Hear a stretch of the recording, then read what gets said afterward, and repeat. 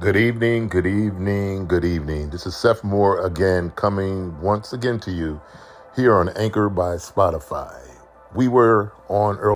It's pretty amazing how when I begin to do something, you have all these interruptions.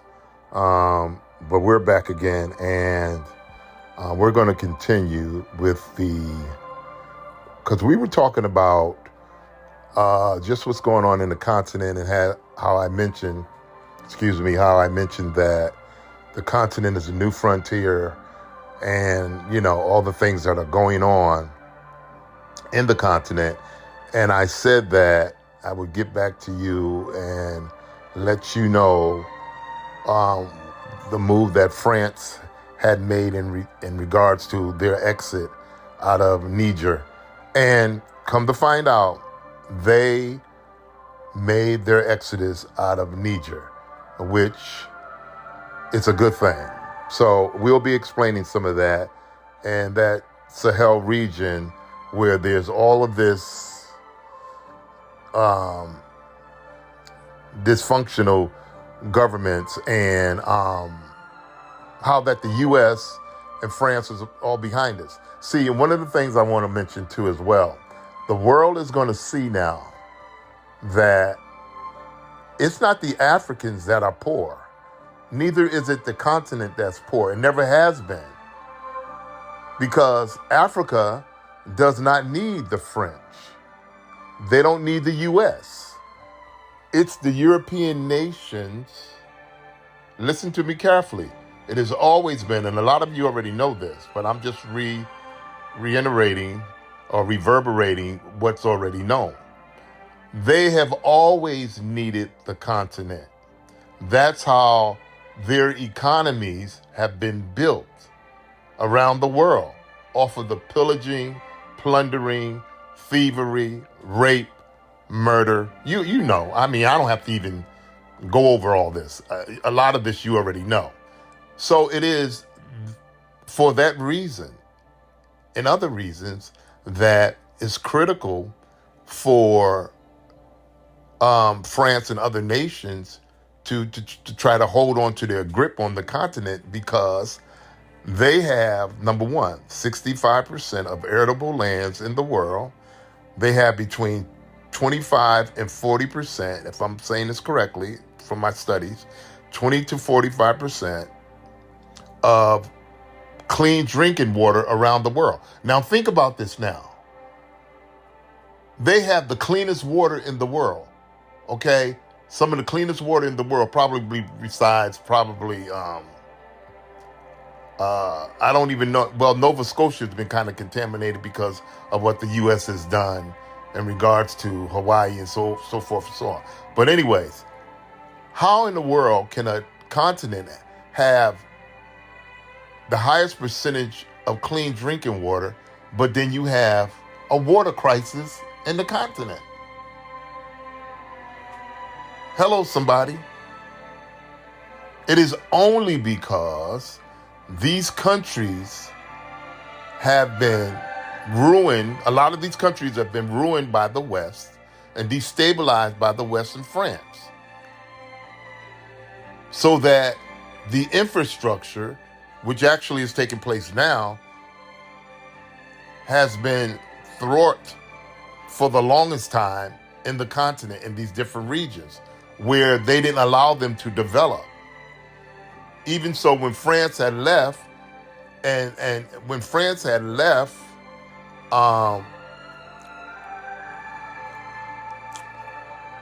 when they was mad at the country, I forget which country it was, what they did was they went and contaminated the water wells. They poured concrete down the water wells. These are some devils. So that the people would not have clean drinking water. They even got mad and smashed up all the trucks at the uranium mines because Burkina Faso, he closed down all the uranium mines. So you're not doing no business here no more, brother. You know what I'm saying? Until we sit down at the table and we set up new deals. And I think I've mentioned this before, where they were getting Burkina Faso's uranium for 0.08 80% per kilo, when on the international market, uranium is selling for $200 per kilo. You understand what I'm saying? So this is the exploitation that has been going on the continent for God knows how long. Okay? And so, we wanted to mention some of those things, but we're going to also give you some other things that we want to mention before we actually dive into this and we start reading to you what is actually taking place. Because, as I was mentioning before, a lot of these Arabized nations, I don't think they're good for the continent. They've been there through invasion and so forth, and they've been there for hundreds of years, so they're there. But it's actually left to the peopling of the continent and those who are in leadership to find out, and to the creator, of course, what is going to actually happen. Because I don't believe they're friends of the Africans. Because, as I was mentioning earlier, there is still Arabs, the lighter Arabs, mind you, that treat Africans really, really bad. And in some cases, as I mentioned before, they still have some of them in slavery. Okay? It's been reported when blacks go to Dubai, they're treated wrongly. You know what I'm saying? When they work there, they're treated bad. They're treated very bad. And so I think it's a mistake. Me personally, I think it's a mistake with all the infrastructure and the building that's going on in the continent to let them have a serious foothold when it comes to investing. Now, for those who have already there, and they're running the nations such as Algeria, Egypt, Morocco, Tunisia, and places like this. Because I remember, and you probably remember me mentioning this in another podcast, where the Tunisian president said that the Africans coming to Tunisia, they're trying to listen to this. They're trying to blacken Tunisia. Tunisia is ancient Carthage. That's where Carthage was. So that region was totally black. So I don't know what he's talking about. So, but this is the sentiment of a lot of these Arabs. Okay? And I don't trust them. I do not trust them because they're the cousins of the European. Okay? A lot of them. Make no mistake about it. Okay, so we're going to read some of this to you. And where we left off, we were talking about black Arabs and classical literature. Okay? Because there's always this fight as to identity. This identity fight. We still have to try to prove to people who we are on the planet. Because like they don't know who we are. It's ridiculous. Oh yeah, this is what I wanted to mention. And this is going out to all the African leaders. You need to stop allowing these missionaries to come into the continent because they're wreaking havoc on the children and they're causing damage. This is a new chess move that they got to allow these. This is how they came in the first place. These missionaries, when they came hundreds of years ago with that Bible, they said, bow your heads and pray. You know what I'm saying? And you looked up, you had the Bible and they had the land. So they need to stop these missionaries from coming into the continent. One such story, there's actually a few, but I'll mention a couple to you. This one guy was a missionary. He went over to the continent. And I think this was in Nigeria somewhere, or one of the obviously one of the nations. And he so-called went over there to do missionary work.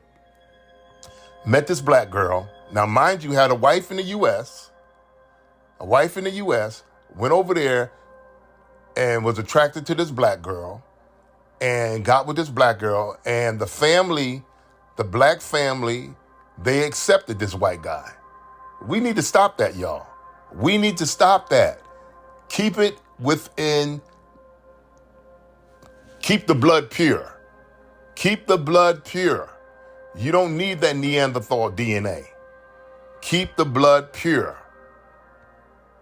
Okay? They have a recessive gene. And what he did was he married this girl. The family accepted him. They went to the traditional rituals. They accepted this man. Okay. And the girl got pregnant. And so this guy, he knew that he made a big mistake. Okay, because he had a wife back here in the U.S. So what he did, he poisoned the girl, and I'm cutting through the story. He poisoned the girl, and she miscarried the baby. And he told her before he was coming back to the U.S. He said, I want to take you out, have a good time before I go back, and this, that, and the other, and I'll be back, or whatever the story is. Okay? And so he picked her up. They went out, and he kept driving by all these different areas. And she said, okay, there's a nice place to eat. Why aren't you stopping there? And he said, oh, no, I just want to take you somewhere where we could quiet, where we could really talk. And so he finally chose a place. But as he was passing by, he stopped in the store to get gas. He stopped in the store to get gas. One of these pullovers, because Africa does have those as well. And he went into the store to get gas and asked her, you want something? No, I don't want anything. And so while he was going into the store, this black African, he found it quite odd, this white guy with this black African lady. And so he said, it came to him, I'm going to follow him. So he came out of the store, got in the car, obviously, and they pulled off. And the African guy was following him. So the African guy was a ways away where he could not see him. And so he pulled the car over and stopped and told the girl that there was something wrong with the tire. And could she get out of the car and help him? So as she was getting out of the car, and he had the hood open, and he said, well, can you bend down and reach and get that? When she went to reach and bend down, he hit her over the head with a tire iron. Okay, he hit her over the head with a tire iron. She fell to the ground, and she was like, obviously, she was seeing stars. She was dazed. And then he pulled out a knife. And my goodness, this beast, he tried to decapitate her. And as the African dude he watched when she got hit over the head. And so he ran over to her like, what the hell are you doing? What are you doing? And then so all the commotion alerted the other Africans that around. And he tried to jump into the car and speed off, but they caught him. And they held him till the police came. And so now he's locked up in Africa. They got his cracker ass, excuse my language. They got him in the jail in Africa. Okay, they got him in Africa. He's locked up. And now, check this out. Check this out. When his church got wind of what happened, they took the story. Look how these people are. I'm telling you. They took the story and they twisted it. They took this story and they twisted it because they didn't want his wife to know. They didn't want the congregation to know that this man posing as a missionary going over to Africa, dropping his seed over there, you know what I'm saying? And then trying to murder the woman. It was enough he killed the baby. He was trying to murder because he poisoned the woman. He so-called, when she was going through her, her birthing pains and all this stuff, that women go through. He told her, "Oh, well, take these supplements. This will help you." But really, he was poisoning her. So she miscarried with the baby from the poison, but she made it through enough for him to do what he did. So when the church got the story, they took the story and twisted it and said that he got robbed in Africa by some bandits and that he was being held up. Fucking liars. He was being held up by some bandits in Africa. He got robbed. So I don't know if the United States is trying to extradite him, get him back to the U.S. But technically speaking and legally speaking, you in another country, my friend, and they're going to do a job on your ass, and they should. They should not let you go. And you now locked up. And them Africans probably doing a job on your ass. You'll never touch another black woman when you go to the continent. You can best believe that. Okay? Because they caught him because he was trying to escape, but they got him. So that's one story. So you leaders in the continent, you need to stop allowing these missionaries to come over there, posing as these God-fearing people. They're devils. They're devils. This other woman went over posing as a medical nurse. She was killing children left and right, y'all. She killed over 105 children. And she, guess what? She came back to the U.S. The U.S. didn't do nothing. They didn't indict her. They didn't do anything. So this is why. This is why. And then this lady, as a matter of fact, now think about this. These folks are the only people that can commit evil and get paid from it. HBO is doing a story on this lady. And I would say that story should be boycotted. This missionary that went over to Africa posing as a medical doctor with no credentials, mind you. No credentials at all.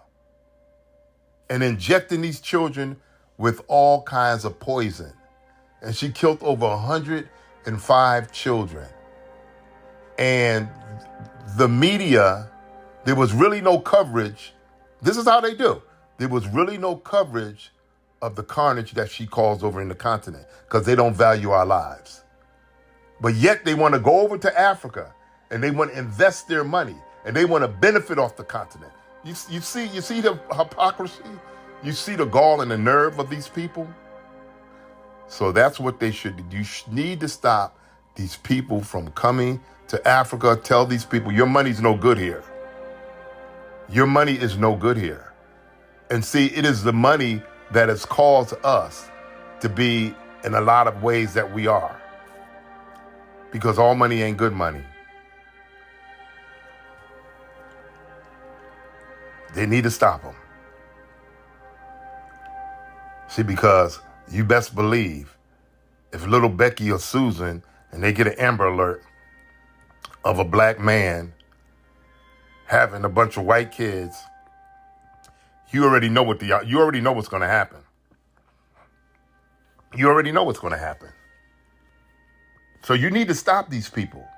Don't let them come. Don't let them come and do no missionary work. Ban them. Ban all missionaries from coming to the continent. Ban their ass because they mean no good. They have a sinister agenda. Ban them from the continent. Ban them from the continent. They don't need to be there.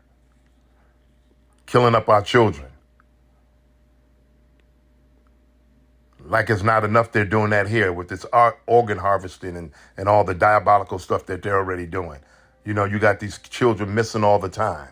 You know, girls missing. I was just reading the other day. This one missing, that one missing, this one missing. Okay, we're going to move on. Let us begin.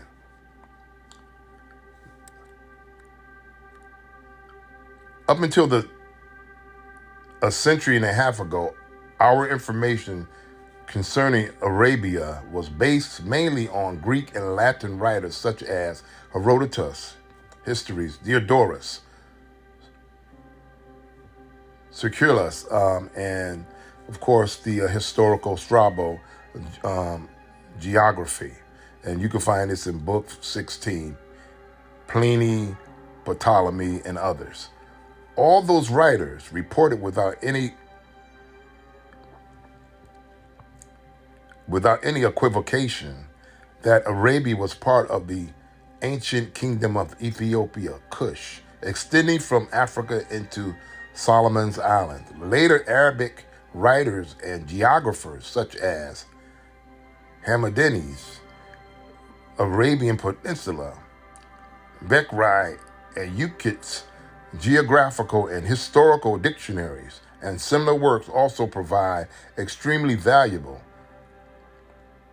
However, those works are to be treated with caution because they contain fabulous and legendary traditions, partly based on native popular legends and partly on Jewish and rabbinical fantasies or fancies. See, it's always this acculturation. You know, they get into the history and they want to change. And in some cases have changed. You want to change the canvas of history. You want to whiten it up because it's really your inferiority complex that you have. That's really what it is. Your jealousy, is your envy of the black man and the black woman. Let's call it what it is. It is your envy of this golden brown skin. It is your envy of this woolly hair, this woolly curly hair, the hair of the gods. It's the only hair that grows towards the sun. Okay? Why? Because it's electric. Okay? And the sun, the hair takes in the electric properties of the sun to strengthen and to nourish the melanin molecules that are within the melanated 9 ether being entities. From the available literature and authorities, historians have broadly divided Arabs into 3 classes according to their different great ancestors. They are the original black Arabs who were supposedly punished by destruction and deluge because, as legend has it, in the book of Quran, they disobeyed their prophets and flouted God's instructions. They were Ad, Thalmud, Tazam, and Jadius, and Imru. The classical black Arabs, who are believed to have descended from Yaqub or Yerub, Ibn Yeshujus, Ibn Gatan, and thus called Gataniyun. They had lived in the Yemen. They included a number of tribes and sub-tribes, 2 of which became historically prominent. Hamyar and Koyan. Okay? And the Arabs, these tribes immigrated into Arabia from different sectors of Central Asia. Many of them intermarried with the desert-dwelling nomadic Blemians. The Bijals, the original Bedouins, Arabs in the Soma, Kenyan and Ethiopian tribes of Africa. Their mixed blood children who adopted a mingled form of their parents' cultures are known as Arabis or Arabis, Arabs, or Al-Arab, Al-Musta, or Musta. Okay, so let me say this. A lot of these people that came into these regions,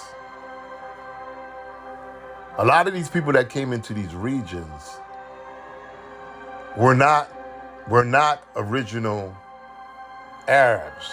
It's just like people trying to claim Indian heritage. You know what I'm saying? Indian heritage. You have a lot of people calling themselves the indigenous Indians now. It's the same way wherever you go. You know, it's just like if somebody's going to Australia and say, I'm an original Aborigine. You know you're not. You know, it's the same thing. Now you have Caucasian people calling themselves, you know, just like the Congress lady did, which was so funny and hilarious.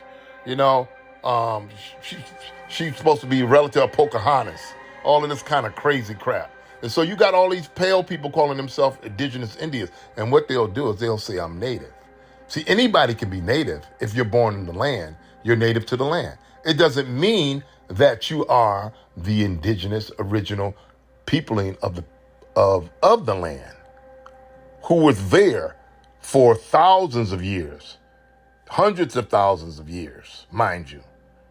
So you have all kinds of people trying to claim, as I always say, and acculturate other people's lineage, other people's bloodline. And this is what has been happening forever. Okay, let's move on.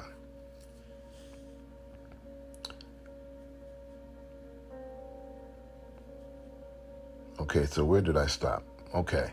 Today, upon the dictates of the Western intelligentsia, this branch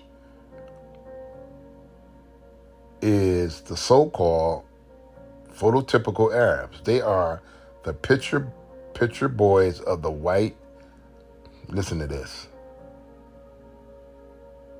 Semitic theories, which seeks to claim that some whites, or at the very least some off-white people, were and remain the original and the only Arabians. Come on, y'all. Let's be for real. By employing vague and non-categorical semantics with words like Semites, listen, y'all, Hamites, Ishmaelites, excuse me, Caucasoids, the Westerners, Negrophobic intelligentsia and educational establishment seeks to erase every trace of Black Africa from Arabia, as I read earlier. Nonetheless, if one understood Arab culture, it is immediately apparent that Blackness is highly cherished conceptually and in reality. In Arab culture, the best camel is the black one. The best fig is the blackest. The best eyes are black. The best olives are black. The most beautiful rock is the black Kaaba. Any Bedouin Arab that is asked his color would undoubtedly respond Ashma or Aswat, which means black-brown. No Arab ever describes himself as Badin, which means white, because they all understand instinctively, if not consciously, that Africa is their root. Okay? The black Arabs, as described in Josephus' Antiquities of the Jews, Josephus was a soldier, priest, and scholar who was born in 37 AD. His written works are seminal in Western history, and for many centuries were some of the most widely read and influential books of Western civilization. In the paragraphs that immediately follow, excerpts of Josephus' commentary on the Arabs and Near Easterners who were contemporary to his periods are reproduced. And you can see that in the Catholic Encyclopedia and so forth.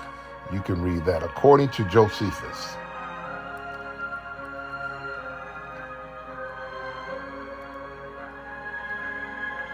The children of Ham notes that Ham is not the archetype ancestor black people according to Hebrew, Arabic, and Jewish legends, possessed the land from Syria, Almanus, which is modern Jordan, and the mountains of Libanus, modern Lebanon, seizing upon that was on its seacoast and as far as the ocean, and keeping it as their own. Some indeed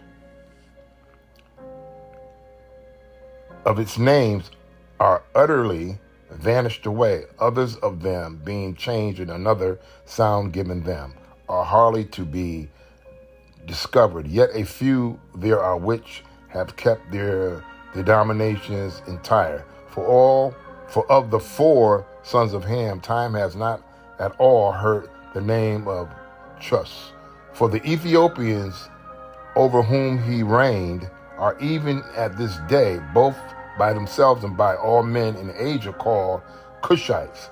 The memory also of the Midianites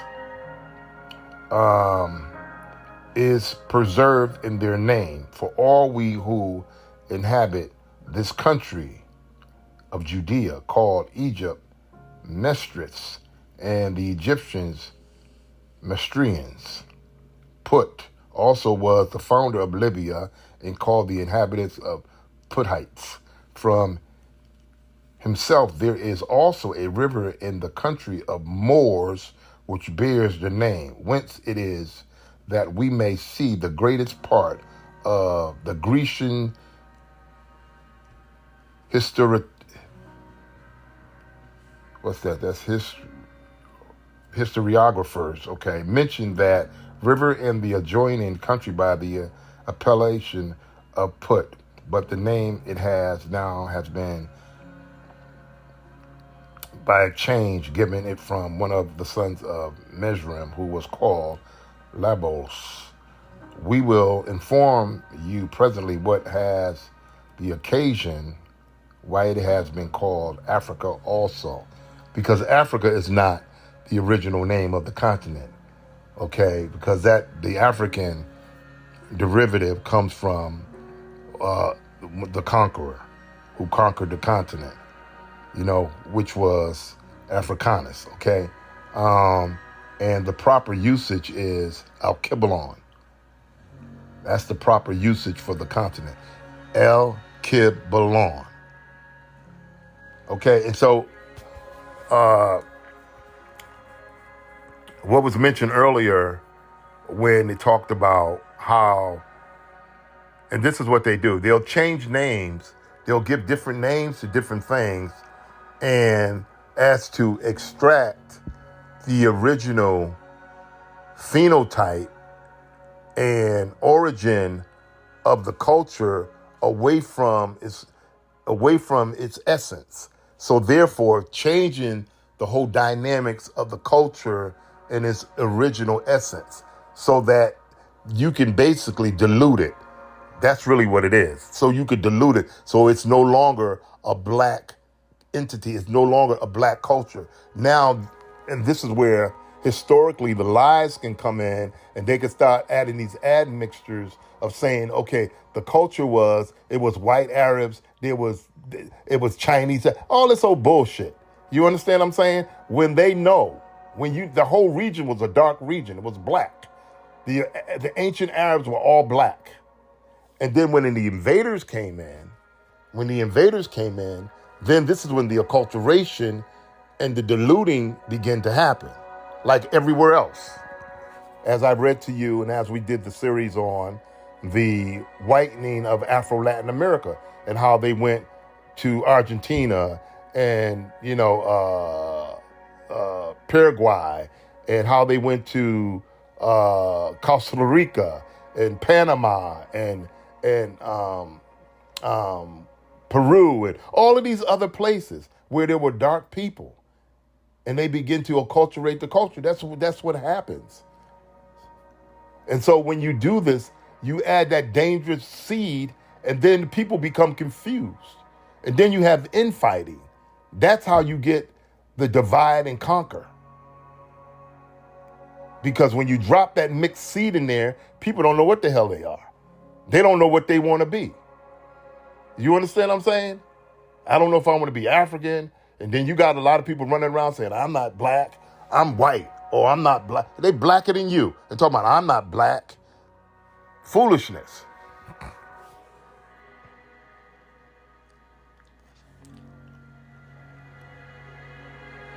Okay, so here we go. So it says here, the children of these four were, and I read that, Sabbath, who founded the Sabaeans, or maybe I didn't. The Black Arabs, the Yemenites, who founded the Evelians, who are called Gitu, or Gitua. Okay, and it says here, Sabaeus founded the Sabaeans. Okay, the Black Hadramatuans. Okay, Sabbatha was the ancient capital of Hadramut, or Hadramat. They are now called by the Greeks Astobarans, or Sabbatus. Settled the Sabbatans, note the black southern Arabians, also called Omanites, and Ragmus, and the Ragmians. Okay, the black Arab section of the southwestern Arabian mentioned frequently in Sabaean inscriptions, and he had two sons, the one of whom, Judidus, settled the Judeans, a nation of the western Ethiopians, and left them his name, as did Sabbath to the Sabaeans. But Nimrod, the son of Chush, the black ancient Iraqi Arabs, started in the tyrannized Babylon, as we have already informed you. Okay? Now, all the children of Mizraim, being 8 in number, possessed, and this is right in your Bible. Okay? And the Creator did say, I will make a great nation of the Arabs as well. This is right in the scriptures. But what is the outcome of that? And what is going on today? And it says 8 of Mizraim, right? In number, possess the country from Gaza, listen, to Egypt. Though it retained the name of one only, the Philistine, for the Greeks called part of the country Palestine. As for the rest, Ludium and Enemium and Laban, who alone inhabited in Libya and called the country from himself, Nadin, and Phethrosin, and Chiloians, and Sethorphrin. We know nothing of them besides their names, for the Ethiopic war which we shall describe hereafter was the cause that those cities were overthrown. The sons of Canaan were these: Sidonius, who also built a city of the same name. It is called by the Greeks Sidon. And that is it. So we're going to stop there.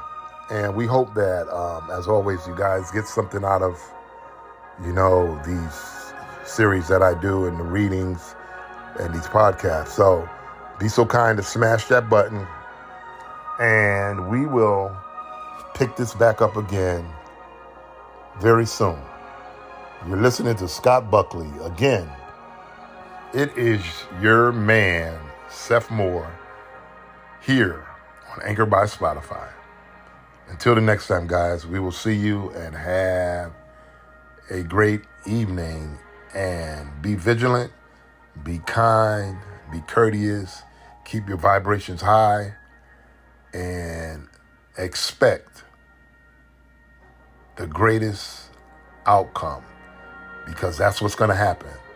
It's happening all around us every day. Every moment, we're at that ascension point and the Exodus. So stay clear-minded. Love your brother and your sister. Unite. Okay? We'll see you guys. Take care.